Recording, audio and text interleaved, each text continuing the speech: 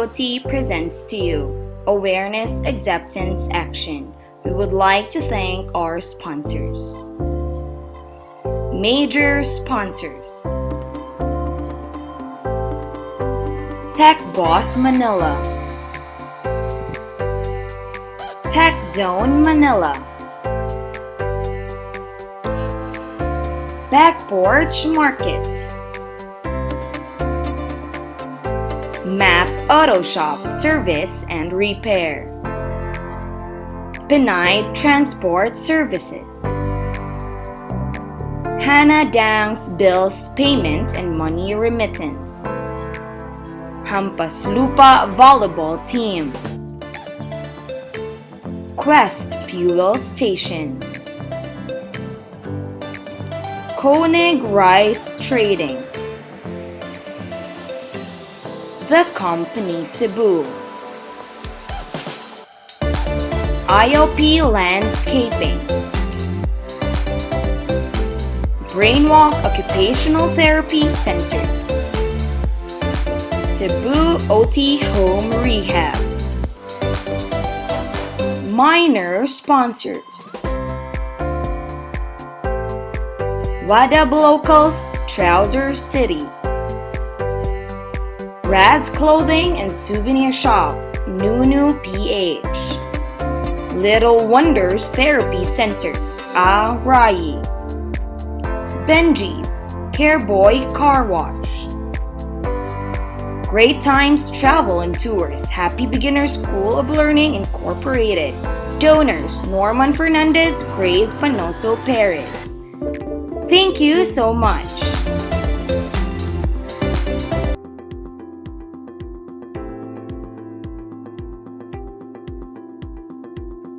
Hi everyone, I'm John. and I'm Glex.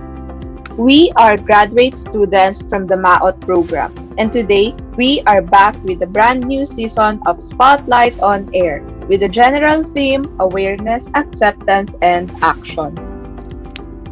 Welcome to Spotlight Season 4, Episode 1, Inclusivity through Diversity, Bring Out the Potential in Disability. So before we start, hi Glex, how are you today? I'm doing good, Jan. How about you? Well, I'm doing great and excited na ako sa podcast natin today. Me too. Kaya naman without further ado, the goal of our episode is to provide an in-depth discussion on PWD rights in real-life contexts, such as school, work, and community.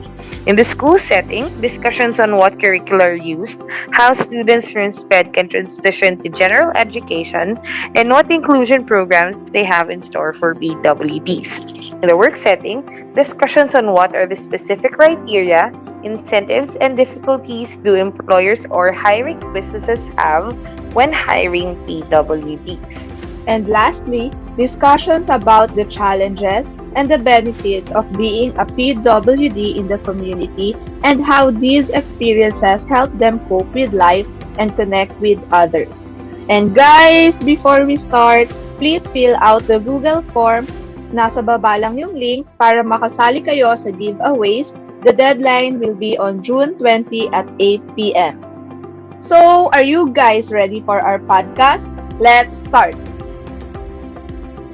To talk about PWD in the school setting, we have our first speaker, Mr. Kurt Marvin Bakizal Cruz, who is a graduate of UP Diliman, took up credit units as an exchange student at the National University of Singapore, was a teacher fellow for the Philippines from June 2017 to June 2019, was a special education teacher at Raya School Manila from October 2016 to September 2017, was an assistant radio producer for DZUP Radio Educado for 2014 to 2016, currently learning support and ESL enhancement and enrichment support class teaching staff at International School Manila, and lastly, currently an academic tutor and habits facilitator and independent home-based and center-based practitioner. Let's welcome our guest speaker, Mr. Kurt Marvin Bakizal Cruz. Hello, Sir Marvin. I'm John. Hi, Sir Marvin. Good evening. This is Glex. Hi, John and Glex. It's an honor to meet you both. And it's also a responsibility for me to share the story of most SPED advocates and inclusion advocates as well in the Philippines. Thank you, po. Thank you, rin, sir, and we are very excited. So, without further ado, sir, the floor is yours.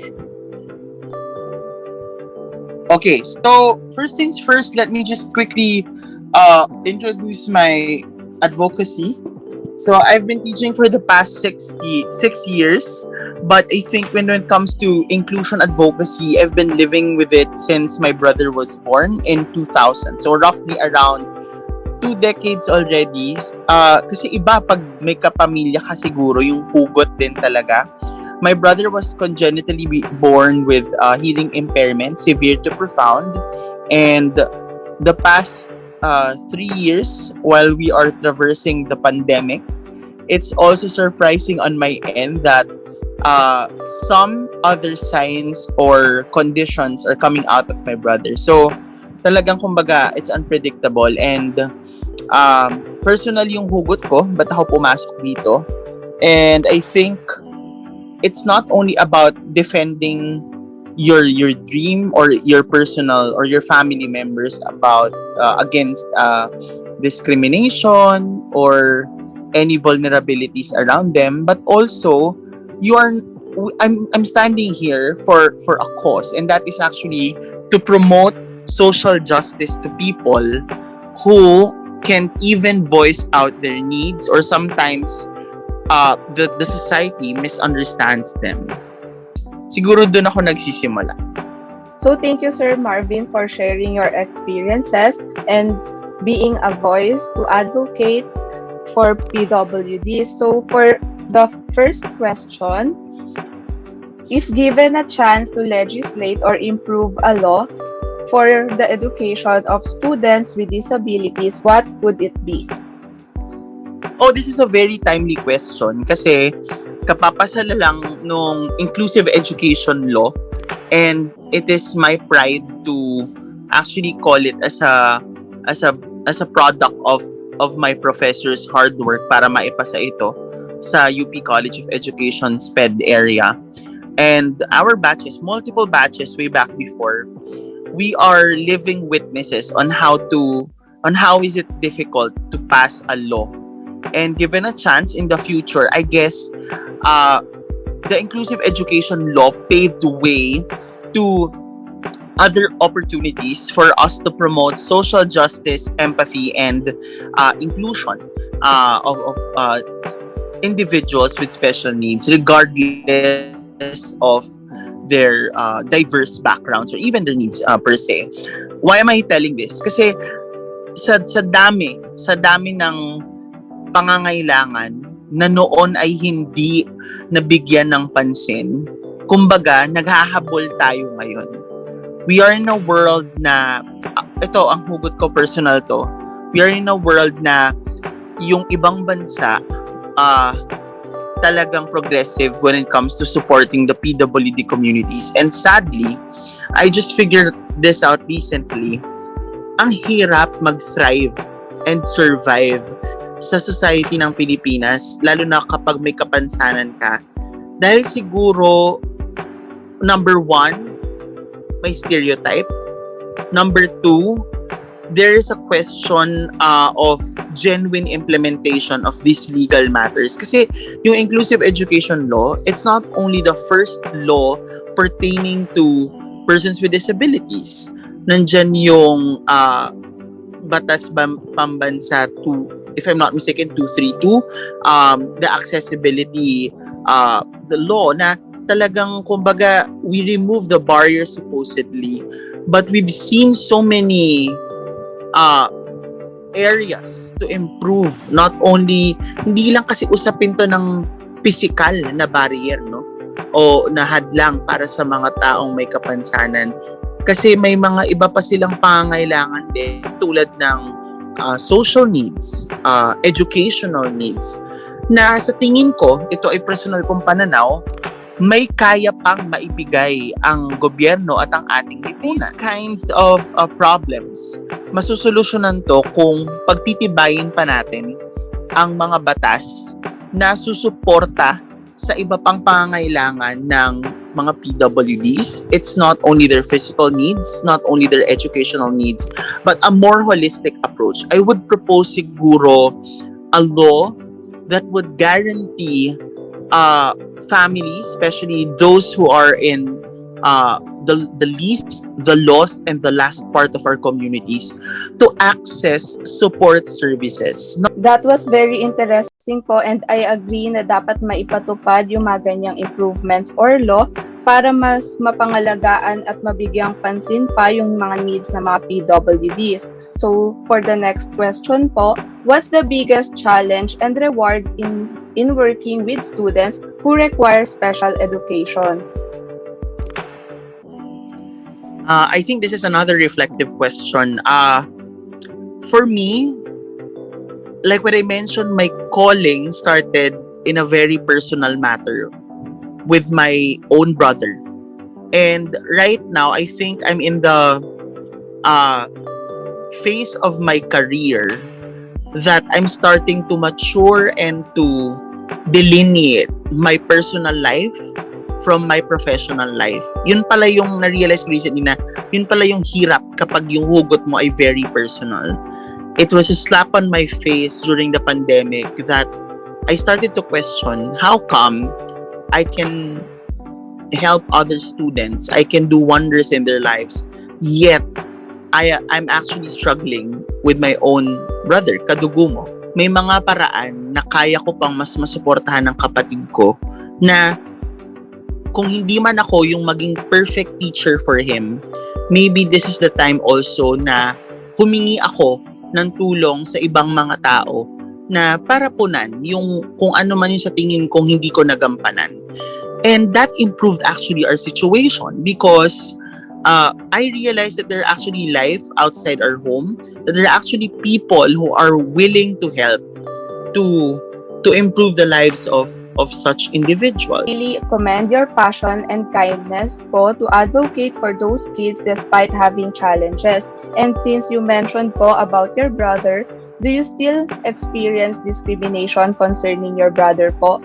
What are the common types of discrimination, if ever, and how do you handle and deal with it po? When we talk about discrimination supposedly in the modern 21st century, sa dami ng anti-discrimination policies, advocacies, this is something that should not exist anymore. But apparently, for some, it still exists in their lives and it's controlling them to go out of their own homes or even their comfort zones. Siguro, ang latest na experience namin, and masakit siya bilang kapatid, when we were experiencing or when we're actually journeying together when it comes to mental health, ang dami kong natanggap na rejections. Actually, before our call, I was telling the same story to my fellow SPED teacher. Sabi ko, grabe, pag binabalikan ko yung kwento at yung karanasan namin magkapatid for the past 3 years, para kaming nakaakyat ng Everest. Not to exaggerate, but the changes are like up and down. Minsan may mga araw talaga na off, pero minsan marami ring mga araw naman na magpapasalamat ka na, salamat Panginoon na kapatid ko si Miguel. My brother's name is Miguel. So, what kind of discrimination? Recently, when I was finding the right mental health professional for him to help him, siguro mabibilang ko or lagpas sa daliri ko yung mga nag-reject when they found out that my brother is a deaf person. Ang sakit-sakit kasi nag-boom ang usapin ng mental health, but there are some subgroups in our society who also need mental health support, yet we are not able to give them that support. because we already reached the point na very modern, yet they're only limited, or I would say no one is equipped to do that. Like what I said, yung passion ko rin before, para kong binuhusan ng tubig recently dahil nga sa mga frustration ko and rejection na natanggap. And it doesn't help. But I had to shift my perspective and understand these people instead of asking them to please pakiintindi naman kami. I still had to control my feelings and emotions. Instead of being reactive to them, no, but hindi yung ma-accommodate, because I think we are still in the pandemic, and the effect of the pandemic is maybe they're also thinking about their safety, but also they're just being honest of their limitations. Mahirap na nga naman na kukunin natin ng case, pero it's really out of your expertise or talagang wala kang background. But it's, tulad na sinabi ko, it's also a ball to juggle, or I would compare it in a wheel of fortune. Minsan makukuha mo or kukuhanin mo, minsan hindi. And minsan as a client, as a client nga nung mga professionals, minsan yung makukuha mo fit sa kapatid ko, fit sa kapatid ko, or minsan naman talagang hindi swak. So as early as the first few sessions, I had to cut it and be honest to them that the relationship is not fit. And it's a trial and error. Where I'm coming from now is, I think, to beat discrimination, apart from a supportive environment and a circle to share stories like this, plus the support of legislation and our lawmakers, the value system of the person or even the family members is very important. Number one, religion, or not religion, but faith. Sa mga panahon na sa tingin ko imposible na at nakakaramdam ako ng sunod-sunod na diskriminasyon, itinataas ko na lang. Sabi ko, hindi natutulog ang Panginoon kung hindi man makuha namin ang tunay na hustisya dito. Sa taas, sigurado makukuha natin ng tunay na hustisya at pagmamahal. Pangalawa, I think the value of grit. When we show grit, or when we emanate grit, regardless of the number of times we fall, we will stand up more than that. And we people, even if sometimes we feel that, ako personally, I feel that the world is at my back, very heavy, very pushing me downwards. I just look up sometimes. I just pause. Maybe kailangan ko lang ipahinga muna to. Then tomorrow, reset yung mindset. And then tomorrow, I'll plan my game plan. And it works. Rest helps a lot, especially if there are big decisions to make. And another day, new day, new hope for the family and for individuals also with special needs. And lastly, I think empathy. Yung empathy siguro, hindi dahil sa kapatid ako ng kapatid ko. Bagkus, iniisip ko palagi yung long term. I wanted him to stand up on his own, and that empathy fuels me na what if in the next decade or much longer, how do I want to see my brother live independently? And those fighting chances and the spirit of a family, I always bring it wherever I go. Sometimes we are required to sacrifice more than what we're expected. But at the end of the day, we ask ourselves, para kanino mo to ginagawa? Para kanino ka bumabangon? Sabi nga sa isang commercial, no? If it's for the people that you love, the students, my brother, our family, and it's all worth it. Kahit sabi ko nga hindi muna matuloy yung mga pangarap ko, but you try to fuel also other streams. Wala akong panghihinayangan. It's still worth it. Nakakalungkot po talaga na sa panahon ngayon, marami pa rin po talagang discriminations and biases na nangyayari. Kaya sir, thank you for being an advocate and for promoting inclusivity for PWDs. Next question po, we know it's a long journey to change the educational system we have now here in the Philippines. But if given a chance to spearhead a program to somehow spark this change, do you have a specific program in mind? I guess the success of individuals with special needs are highly dependent on the partnerships. By whom? Partnerships within families, partnerships within school, local government, and civic organizations. And these groups, they are actually interrelated. If you're a fan of the bioecological model of Bronfenbrenner, if I'm not mistaken, Bronfenbrenner, when I was in the university, fan ako ng theory na yun. But right now, nakikita ko yung importance niya sa buhay ng mga estudyante ko. And yun palagi yung pinanghahawakan ko. If I will develop a program, it will be the triangulation of the training of parents, of teachers, and of government officials. So you're hitting also not only the lives of the students, but also the people who could support them outside of the world. Like what we always say as SPED teachers, we need continuity and similarity when it comes to approaches with our students. Kasi pag may isa dyan na hindi sumunod sa protocol or sa ginagawa mong behavioral plan, wala, sira na. Kaya napakahalaga ng open communication within our team.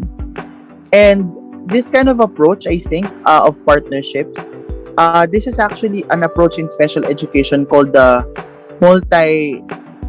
diverse or multidisciplinary team. Na each one of us has a voice in the team, especially when we talk about the case.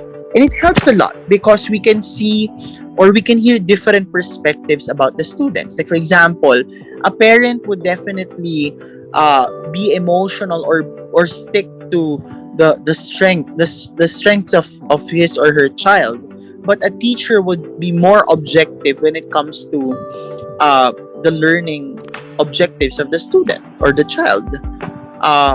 Other professionals would also have a say, like OTPT, doctors, DevPed, and how beautiful it is for us to see in different lenses the child, because it actually opens the mind of other people. Kaya pala siya ganun behave. Kaya pala ganun yung approach ni teacher.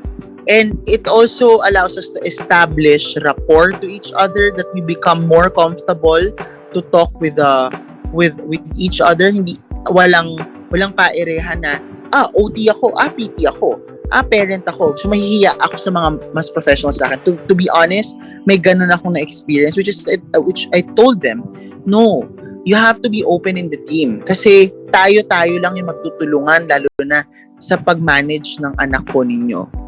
And those parents who are cooperative, or not just parents but all of the team members who are very open to each other, and also in the case during meetings or even outside meetings, these are kind of teams that produce successful individuals, whether in a placement of a classroom, of an inclusive classroom, whether in a home-based program. Kapag mas open-minded, mas open ang communication, and mas maraming perspectives, I think, based from experience, mas masarap sa pakiramdam or mas collective din yung action. And I think since na-approve na yung inclusive education law, the next step there is how do we teach and how do we make interventions partnering with different stakeholders, like what I mentioned, like parents, like the doctors. Even, yes, they are knowledgeable when it comes to the medical aspect, but the big question is, do we stop there after you diagnose the patient, after you manage the case of the patient? No, because there are other factors or there are other aspects of the person that you can actually contribute to. And I think, based from experience as well, yung mga pinaka nag-click na doktor sa kapatid ko, I guess these are the doctors who have the heart to learn new things about the individuals. Those who wanted to invest, like for example, in sign language. And sa dami rin ng nagsusulputan din ng mga needs din, I think we need more people. We need more people in different fields, especially in the allied professionals. Very much admire how you push for accessibility to support systems, how you opted for evidence-based approaches instead when you see that some of the long implemented systems are already not working, how you embodied the importance of representation of a lot of people out there who don't have a voice, and when you talked about serving a purpose and finding the time to rest and having a renewed strength in having faith in a good support system. Sir, on behalf of the CDU Masters of Occupational Therapy students, and on behalf of all allied health medical practitioners, we would like to thank you for your passion and your honesty and your time in giving valuable information about PWDs in the school setting. Thank you po, sir. Thank you so much. It's an honor again. Thank you for that 1 hour of discussion. Like what I said, it's also therapeutic on my end. God bless on your journey as OTs. Like what I mentioned, go serve. Let's all serve those who are in the least, lost, and last communities and give them an equitable opportunity in life. Thank you.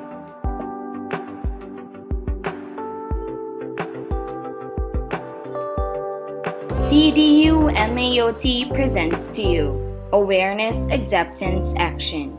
We would like to thank our sponsors. Major sponsors: Tech Boss Manila, Tech Zone Manila, Back Porch Market,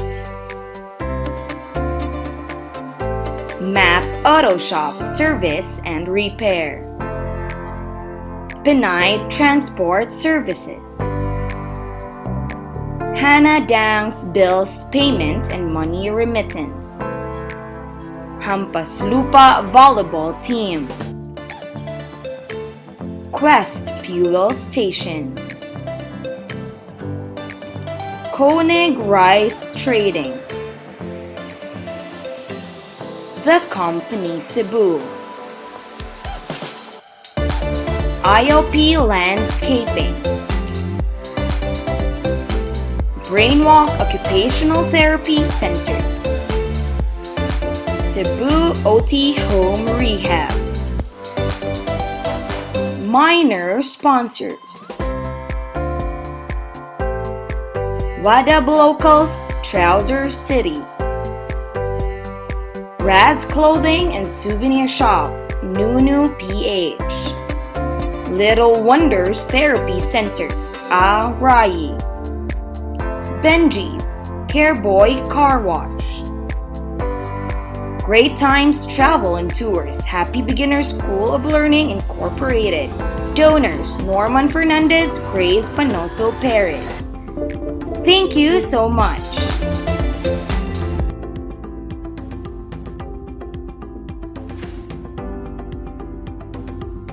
Talk about PWD in the work setting, we have our second speaker, Mr. John Paul Ecarma Maunes, who is a graduate of BS Nursing in Southwestern University, a candidate for Masters of Arts in Nursing, major in Medical Surgical Nursing, founder and chief executive officer of Philippine Accessible Disability Services Inc., was a television sign language interpreter for ABS-CBN TV Patrol Central Visayas from 2006 to 2019. Was a clinical instructor at St. Paul College Foundation Inc., College of Nursing from 2005 to 2010. Was a clinical instructor at Vicente Soto Memorial Medical Center from 2005 to 2010. Currently a registered nurse at Mandaue City Hospital and is currently a nurse volunteer at Kapwa Ko Mahal Ko Foundation Cebu chapter. Let's welcome our guest speaker for tonight, Mr. John Paul Ecarma Maunes. Hello, Mr. JP. I'm Lex. And I'm John. Welcome to Spotlight on Air. Hi, everyone. Thank you so much for inviting me on this podcast. Thank you so much, sir, for giving your time to share about PWDs in the work setting. So, without further ado, sir, the floor is yours. Good evening, everyone. My name is John Paul, or JP Maunes. I am the founder and the executive director of the Philippine Accessible Disability Services. We established PADS in 2005 for the goal of achieving the vision of a Filipino or disability inclusive Filipino society by empowering people with disabilities to become empowered,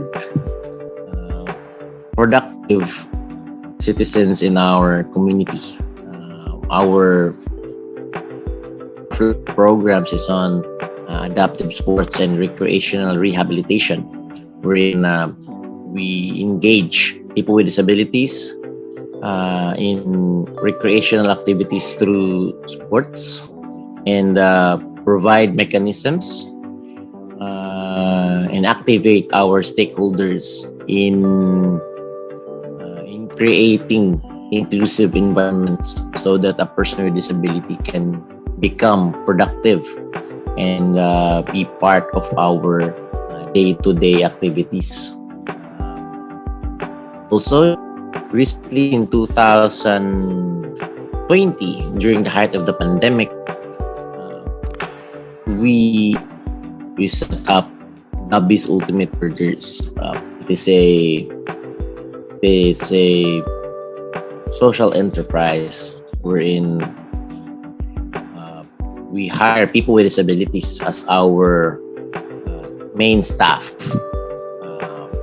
and this is also to create or address the pressing issue on unemployment, particularly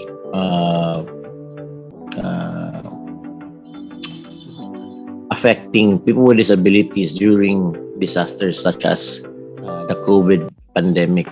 Majority of people with disabilities during the height of the pandemic were often displaced, disenfranchised, cannot access to financial assistance because of their disability or inaccessibility of government or the unreadiness of our government service providers in handling people with disabilities. So when we had a growing issue on unemployment among our members, and Gabby's Ultimate Burgers was one of the key elements that we found that will be able to address, support the issue of unemployment among our members. So we started with a few athletes of PADS that was hired to work in our assembly line, and majority of our athletes also who owns motorcycles, we immediately absorb them to become delivery crew riders. And currently, we we have branched out to around 3 branches in prime locations here in Cebu, and we currently have around 20 employees under our payroll. So we're so happy that all other companies are replicating our work, and also we receive a lot of inquiries from individuals, from businessmen, to know about our best practice. Some fast food management staff, from our friends from the fast food industry, also came to visit Nabis just to learn about how we manage, how we train and handle employees with disability. So this is really a good part and a breakthrough in our small business. Sir JP, thank you so much for sharing very insightful uh, info regarding the work setting for PWDs. So, sir, my co-host would like to ask you some questions if that's okay with you. Yes, go ahead. So the first question is, if given a chance to legislate or improve a law for suitable employment of PWDs, what would it be? Um, Currently, the Magna Carta for persons with disabilities, or we have two laws for persons with disabilities, or the RA 7 to 77, and the amended Magna Carta, which is the 9442, wherein it stated that business companies who hire people with disabilities will be able to get tax incentives, tax holidays, and a lot of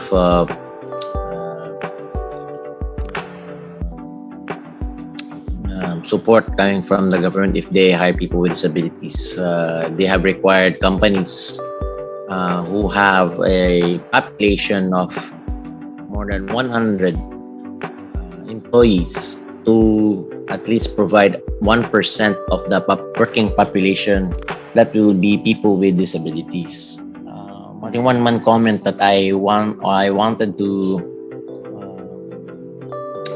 give is that it also has to be friendly to small businesses as well, because mechanisms should also be in place to guide businesses on how to set up and even assist the small or medium scale businesses in terms of how will they be able to file tax holidays or tax incentives or exemptions whenever they hire people with disabilities. I think this law is only addressed to big companies or corporations, but I don't think this is addressed to, if given the chance, maybe we can provide specific legislation that will assist or encourage small businesses to hire people with disabilities. Also, I think a law that will, I think there are our agencies has been, particularly the DTI and other government service industries, that they are really trying their best to make their mechanisms inclusive to people with disabilities. Right now, companies, BPO companies are doing their best internally to cater to the needs of employees with disabilities, and this is a good part because there has to be a job matching, a skills matching. There are a lot of opportunities for people with disabilities, but in terms of, well, when the government or certain groups would organize job fairs, There are a lot of applicants, but only a few, very few number of percentage that people with disabilities will be hired on the spot because of job skills mismatch. But if companies would only consider provide or consider and develop inclusive mechanisms and improve their accessibility inside the workplace, and I think there would be an increase in that percentage. Thank you, Sir JP. I agree with you po. Sana po mabigyan din ng assistance yung mga small businesses para mas maparami din ang opportunities for PWDs, and sana mas mag-improve pa po yung inclusivity program sa mga workplace. Okay, sir, in light of your sharing, I would like to ask you in Paddy's Ultimate Burgers, how do you implement accommodations for people with disabilities? Have Okay, you so made your physical and virtual workplaces accessible in any way before disabled hiree arrives? yes, when we first set up Dabby's Burgers, the first thing that really came up in our plan was really to hire people with disabilities, and long before we started getting employees, we analyzed certain areas in the workplace as to where we are going to hire a specific disability or a specific employee, and match him or her to where she or he can function and be productive. Say for example, when we had employees who are polio survivors or amputees, so definitely they have a hard time in terms of moving around. So we decided, okay, let's put them in the front desk or in the customer service area, so that they don't have to move around. They just have to sit down, check on the orders online, and entertain our customers, those who will be walking in, without even moving around. Or for example, maybe we can our deaf employees could be best placed in the assembly line, because they don't have to really it's non-verbal. Most of the Yes. time it's purely assembly, packing, and checking on the orders. Or for example, we put our deaf employees in the grilling area. They're quite visual, so it's easy for them to maneuver. And then we also recognize that our employees are quite visual by nature because of being deaf. So we develop lighting system to call their attention, or to enhance our communication inside the workplace. We also have developed.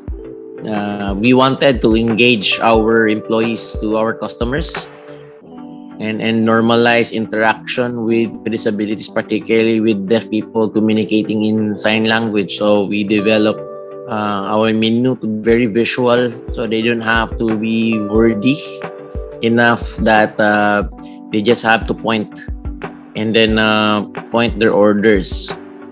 We also do recognize that we have customers with disabilities. So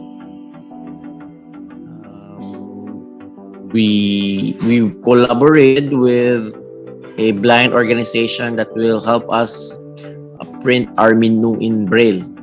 So, but the best part of it is that this is really a work in progress. So we always consult our employees as to how we can provide or improve our communication and make the workplace more inclusive. So it really has to come from the employees, and we in the management Uh, we are very open towards their inputs because we recognize that uh, they have it is for us to progress. Our employees also has to take a part in the decision making. Okay, so pertaining to that, what are some of the concerns that were raised by the employees?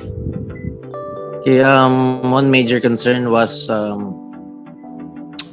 the consistency of our, say, the taste and the quality of our food. And then we ask, or how we wanted our products to look the same and taste the same, and we want to maintain, consistency of the quality of the food. So we ask our deaf employees, because they have the majority of they have the majority number in terms of the workforce, and we ask them, how will you be able to, like, make the specific menu or product look the same. So they said, or for example, when there is a change in the shifting, or when someone gets uh, is off duty, and someone that will replace that staff, how will we be able to know that they will do the same consistency or quality of the product? And we asked the deaf employees about it, and they said, okay, maybe we can take a photo of the menu. You don't really have to put wordings to it or description, because it is natural for us deaf people that we're very visual, so it will be easier for us to just copy, how the picture looks like, and then we can just make use of text, so that we can get the exact amount of the ingredients, instruments. So we posted photos inside our production area, so that you can just have to copy it, and good. And we also develop a mechanism of peer mentoring, or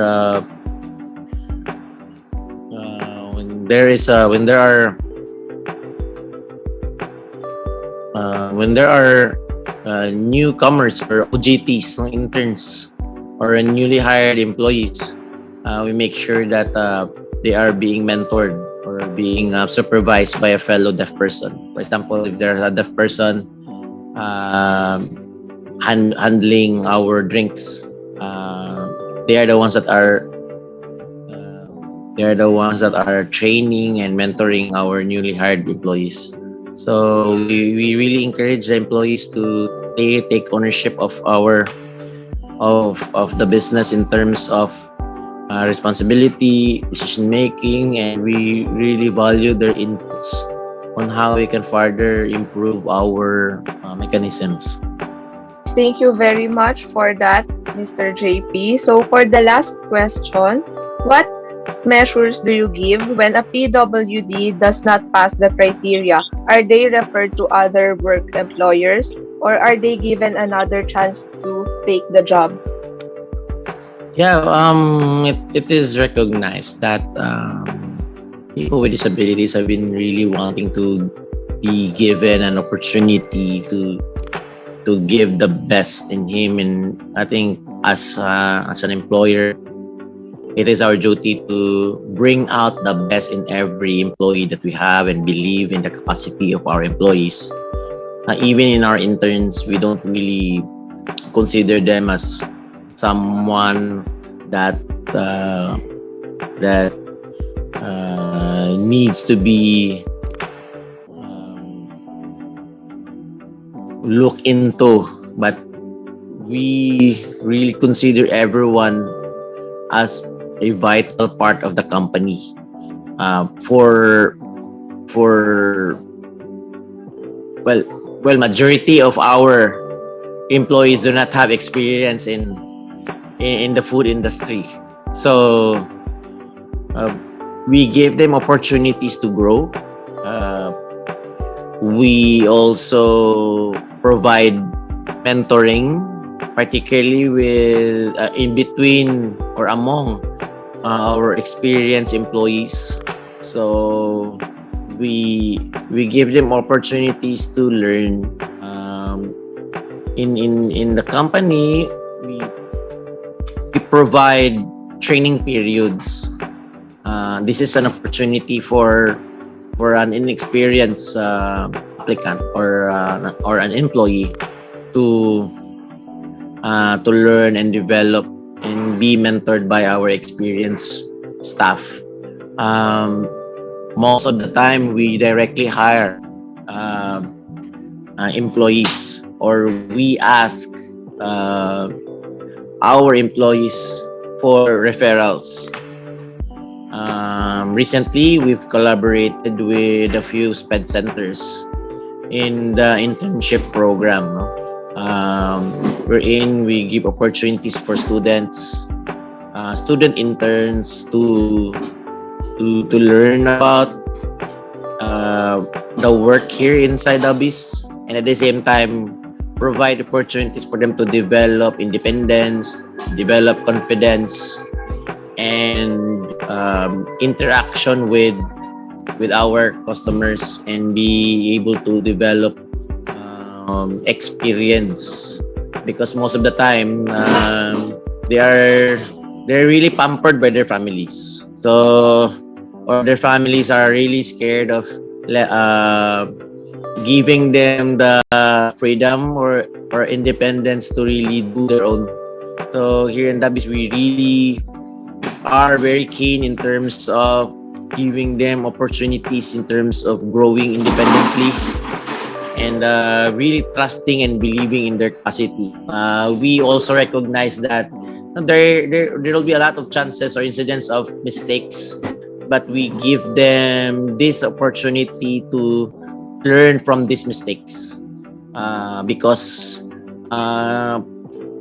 it's when you put yourself in the shoe of a person with disability, it's you really have to just empathize, and very and become very open towards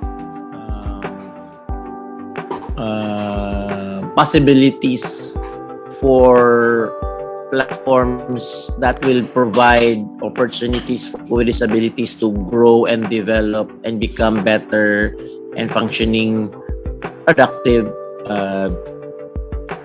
citizens in our community. And I think that's the goal that we wanted to provide for our employees and for our future applicants. Okay, sir, thank you so much for that very impactful message and for all the insights regarding the PWDs in the work setting where they're in.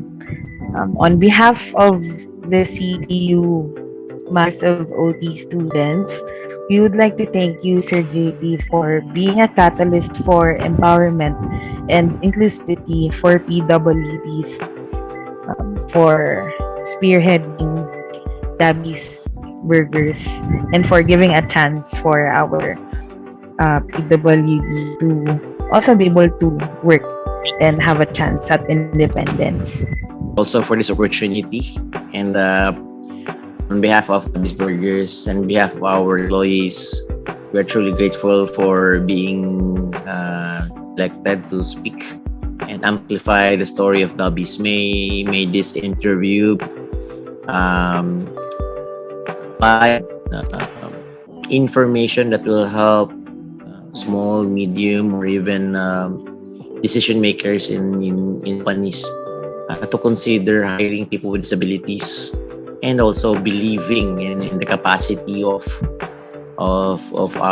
their own employees with disabilities. May everyone share the vision of a disability inclusive Filipino society. So thank you very much, and have a great day, everyone. Thank you po.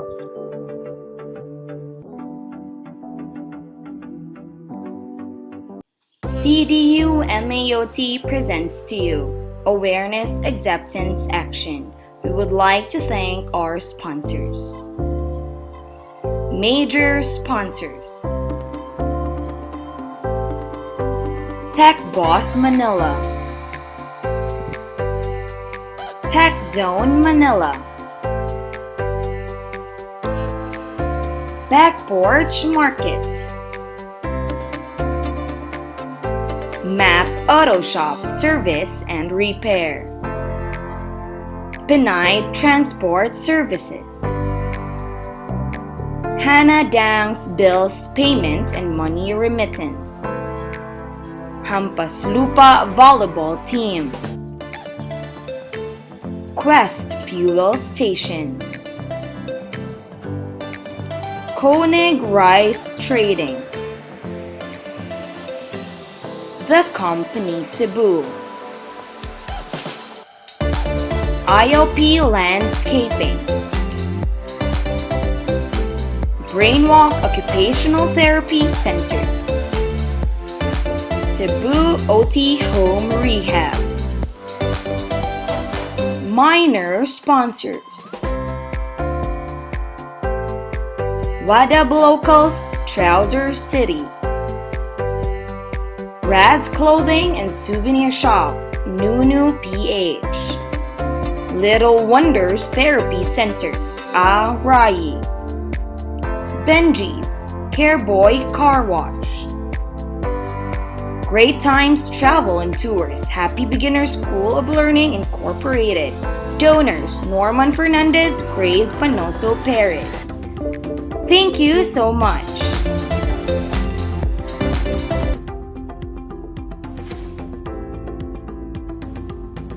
WD. In the community setting, we have our last speaker, Mrs. Jenica May Cagicla Garcia Agustin, who is a graduate of BS Financial Accounting in Universidad de Manila, took up teaching certificate program at University of Santo Tomas, licensed professional teacher, and the title holder of Miss Possibilities 2017. Let's welcome our guest speaker, Miss Jenica May Cagiclag Garcia Agustin. Hello, Miss Jenica. I'm John. Welcome to Spotlight on Air. Hi, good morning. And first of all, thank you for inviting me and to start the story. So, ayun, nung elementary ako, nag-aaral ako sa SPED.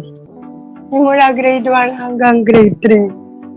Then, actually, nung grade 1 pa lang, yung teacher ko is, kinakausap na yung mama ko na bakit ako nasa SPED.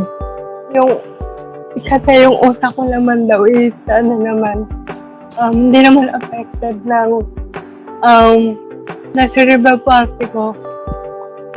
Pero ayun, dahil nga natatakot ako na parang lagi akong inaasar, nabubuli, ganun. Ayun, nagtuloy na lang ako ng SPED school sa Santa Ana. And then, nung grade 3 ako, yung teacher ko, pinag-try ako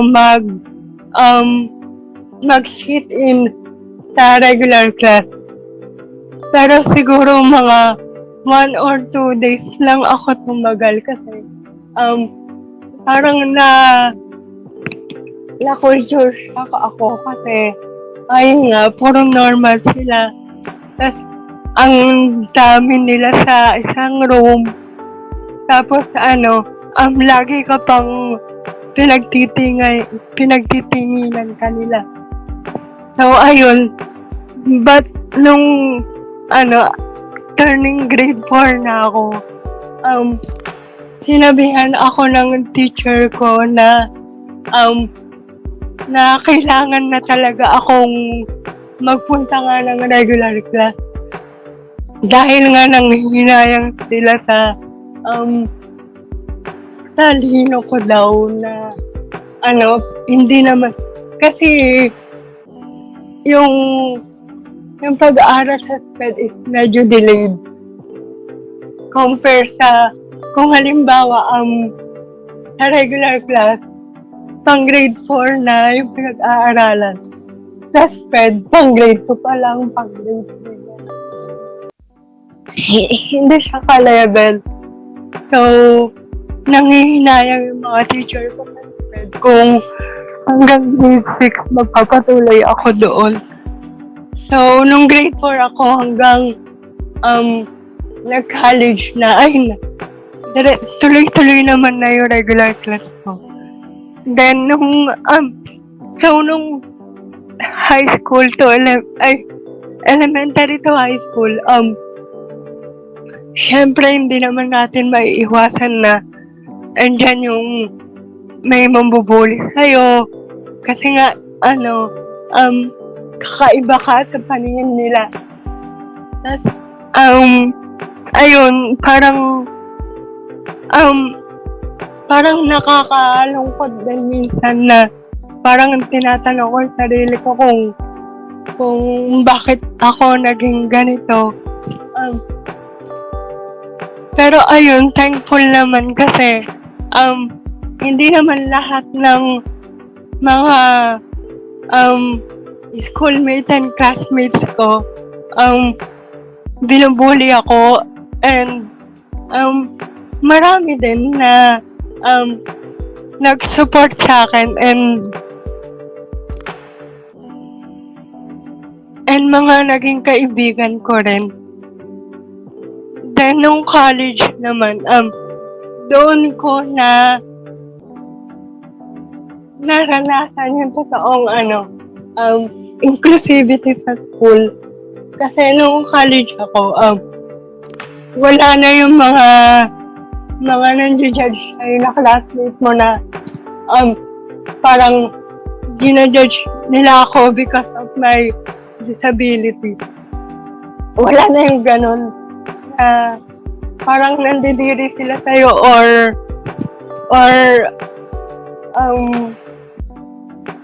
nandidiri sila sa'yo na parang mahahawaan sila nung disability mo. Wala nang ganun. They were very matured enough to understand my condition. Ayun po.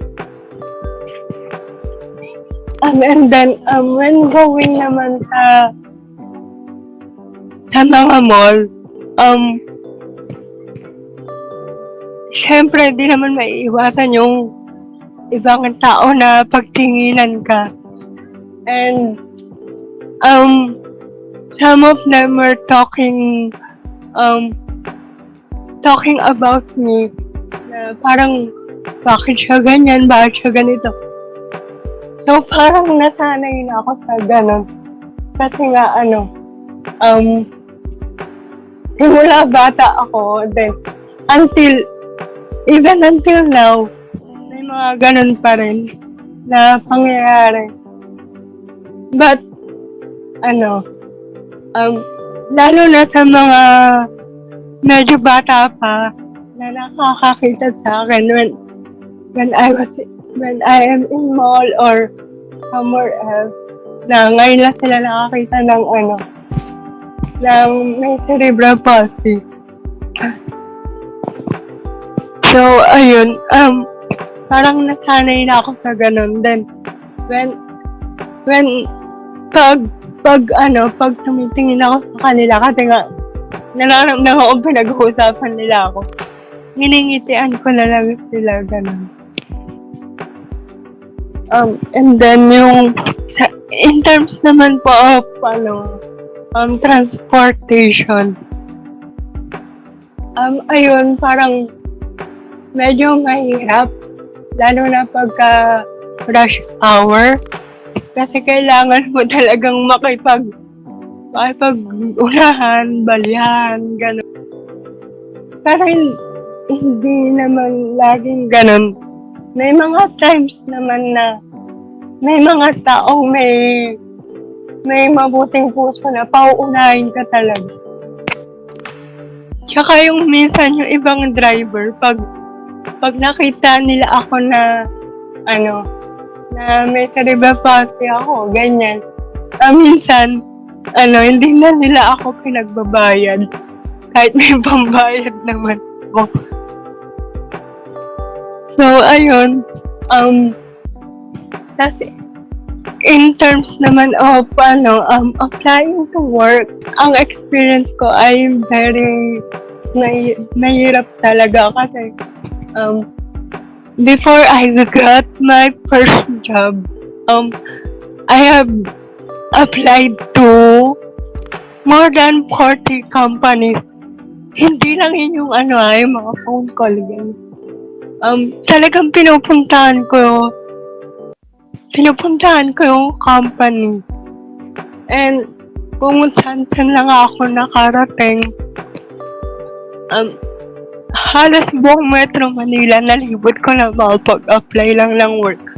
Pero kasi,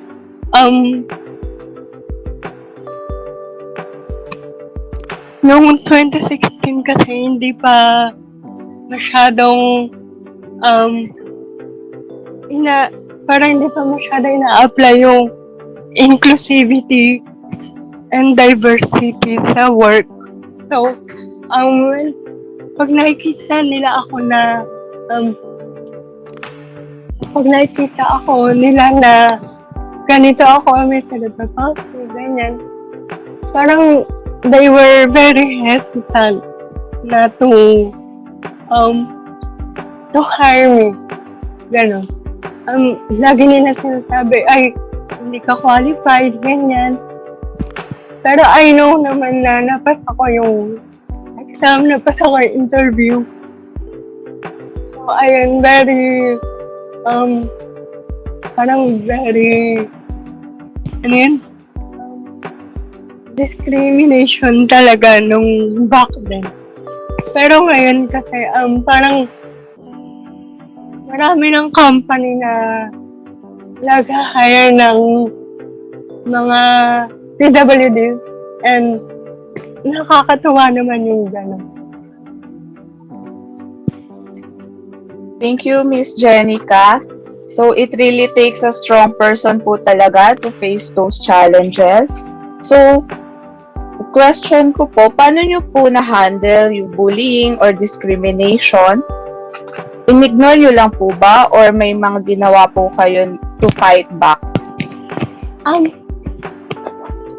Minsan umiiyak na lang ako kasi feeling ko parang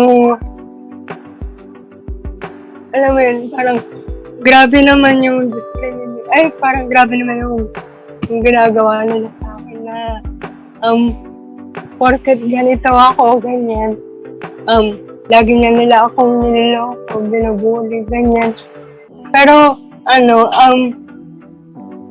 ang ginawa ko is, aside from crying at night, parang, ang ginawa ko is, pinatunaya ko sa kanila pinatunaya ko sa kanila na hindi porket may disability ako, parang mas aangat na sila sa akin, gano'n. Actually, nung grade 4 ako, during elementary days when, bago pa lang ako sa regular class, parang, ginajudge nila ako na hindi ako marunong, ganyan. Then, nagulat sila nung announcement na of honors, ganyan. Kasama ako sa top 10. So, ayun. Parang nagulat sila na, parang may ibubuga naman pala ako, gano'n. Nakakalungkot po na sa panahon na to, marami pa rin pong discriminations na nangyayari and may mga tao po na mapanghusga. So, para po sa first question, if given a chance to legislate or improve a law for PWDs, what would it be? Actually, lagi kong nasa isip to, yung magkaroon ng SPED school na funded by the government sa every district of Every city. Kasi alam ko kada city, maraming may PWD. Pero ang hirap kasi bilang lang yung parang public school na may SPED. Gaya nung pinag-aralan ko sa Santa Ana Elementary School. Meron siyang SPED. At the same time, meron din siyang regular class. So, ayun yung parang ganun ba na magkaroon ng SPED school in every district kasi hindi naman lahat ng magulang na may anak na may PWD kaya nilang pag-aralin sa private school yung anak nila. So, ayun. At saka to have the program na kunyari, nakita nila na marunong yung bata, ganyan, to promote sa regular class. Just like what my teacher did to me, na ganun. They see my potential and ayun, pinush nila ako sa regular class. Actually, napakalaking pasalamat ko sa mga teacher ko na yung sa SPED kasi they were pushing me talaga to attend the regular class. So, ayun yung ganung program ba. I agree po talaga na dapat may sapat na SPED para matugunan po talaga yung mga pangangailangan ng mga PWDs. Next question po, what is your biggest turning point in life? Siguro nung nagkaroon ako ng sariling family. Kasi dati parang iniisip ko lang na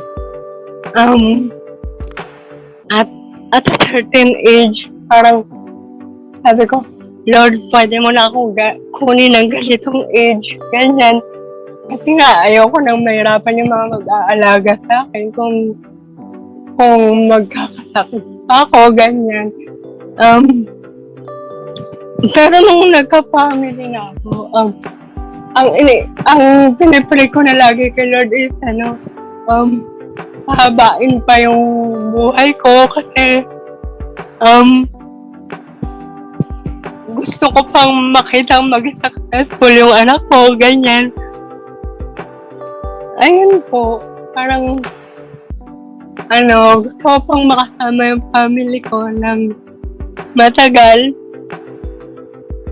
Maganda po na naging inspiration nyo po talaga yung family nyo to move forward po. So, what is your greatest achievement as a PWD? Siguro yung mga ganitong nakakapag-inspired ako ng ibang PWDs na to go forward, na wag silang panghinaan ng loob. And ayun, being a speaker, being the voice of many PWDs, siguro yun po yung matutunan kong greatest achievement ko. We truly commend you po for being a voice po talaga para sa mga PWDs. So for the last question po, how was your experience na utilizing po yung benefits na binibigay po ng government para sa PWDs? And ano pa po yung tingin nyo na pwede pa pong i-improve ng government to help PWDs? Actually, yung benefits, talagang nagamit in terms of sa mga restos, ganyan. And sometimes sa mga gamot, kasi lang minsan kasi sa mga gamot, kahit kahit may reseta ka or something, minsan hindi nila, dinidiscountan kasi daw, hindi naman daw yun, hindi naman daw yun gamot talaga, para supplement lang, gano'n. So, ayun yung gusto kong parang i-improve, na sana kahit yung mga vitamins, yung mga food supplements, sana mabigyan din ng discount. Kasi medyo may kamahalan din nga. Mga ganun. And then, when it comes to grocery naman, minsan pag namimili kami, parang kahit magkano na yung naano mo, yung nabili mo, parang pag naano nila yung cut-off na 50 pesos, talagang 50 pesos lang yung i-discount nila. Kahit maka 5,000 pesos ka na grocery. Parang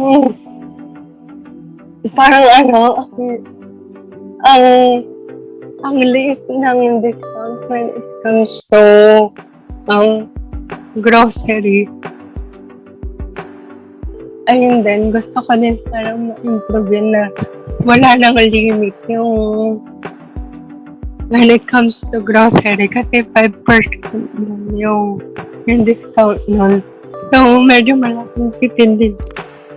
Medyo malaking tipid din sana yun. Tapos, di ba kasi pag sa mga fast food, ganyan, restaurant, meron na sila ngayong mga delivery. So, ayun, kasi pagka nagpapadeliver ka, or kunyari via Grab, ganyan, wala siyang discount. So, ayun din yung isa na parang gusto ko i-improve nila sa na pagka online ka nag-order ng food is meron pa ring discount. Pero alam ko ngayon, meron lang may ganun sila ata. So, hindi pa lang yata na parang napapatupad.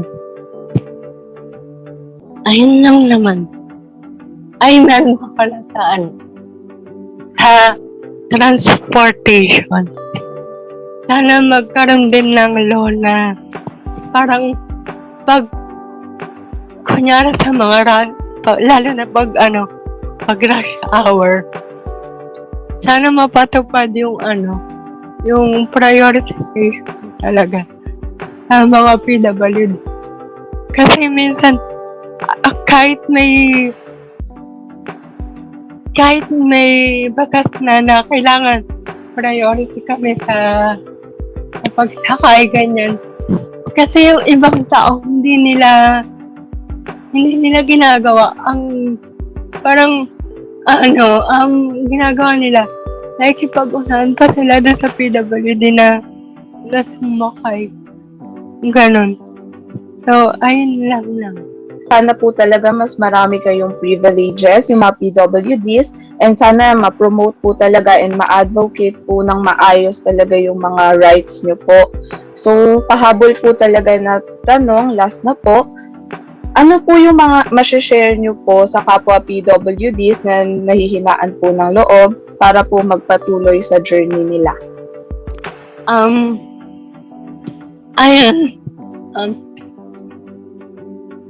Lagi lang nilang isipin na kung kaya ng mga normal na tao, kaya rin nila. Kung lalo na kung may support na ang family. Kasi kailangan talaga sa mga PWD to continue or to para magpatuloy sa buhay nila and para matuto silang mangarap. Yung support talaga ng family. Kasi kung ikaw mismo yung magulang ng PWD, tapos parang lagi mo sinasabi sa anak mo, ay, wag ka na mag-aral kasi ganyan ka naman. Wala ka ring mararating sa buhay kung ganyan. So, yung bata o yung PWD, ganun na lang din yung iisipin niya na parang wala siyang mararating sa buhay kasi sabi ng magulang niya, wala siyang mararating sa buhay. So, kailangan talaga is yung support ng family sa PWD para magpatuloy yung PWD sa life niya and matuto siyang mangarap and para maabot niya yung pangarap na yun. And kung meron mga nambubuli sa kanila and ang masasabi ko lang ay parang wag nilang masyadong dibdibin yung mga sinasabi nung mga nambubuli sa kanila. Parang instead of na magdamdam sila, dapat ipag-pray na lang kay God na sana tumigil na yung mga nambubuli sa kanila and all. Tapos ayun, patunayan nila na kaya nila, na hindi porket may disability sila wala na silang karapatang umangat. Thank you for that wonderful advice, Miss Jenica. I hope na lahat ng PWDs na makakarinig ng podcast na ito ay mai-inspire na hindi hadlang ang pagiging PWD para makamit nila ang kanilang mga pangarap. Again, thank you very much po, Miss Jenica, for setting aside some time to be our guest and being the voice of PWDs. You were truly inspiring and we really learned a lot from you. More power and blessings po. Thank you!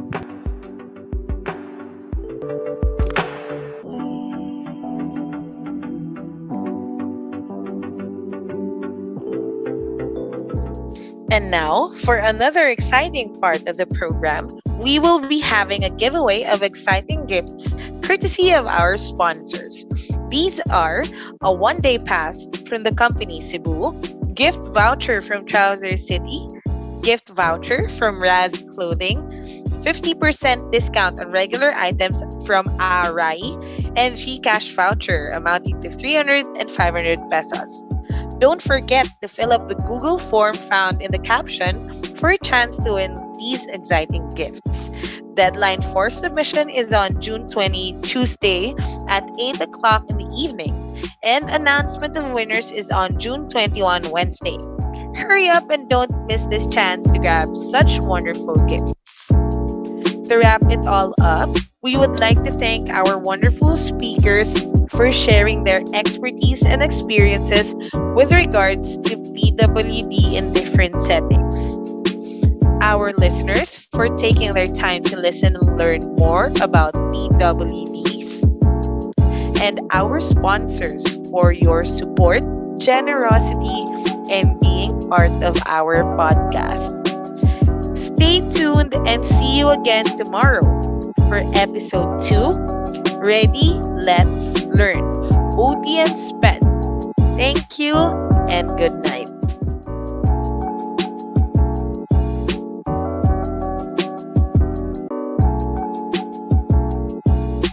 CDU MAOT presents to you Awareness Acceptance Action. We would like to thank our sponsors. Major sponsors: Tech Boss Manila, Tech Zone Manila, Back Porch Market, Map Auto Shop Service and Repair, Pinay Transport Services, Hannah Dang's Bills Payment and Money Remittance, Hampas Lupa Volleyball Team, Quest Fuel Station, Koenig Rice Trading, The Company Cebu, ILP Landscaping, Brainwalk Occupational Therapy Center, Cebu OT Home Rehab. Minor sponsors: Wadab Locals Trouser City,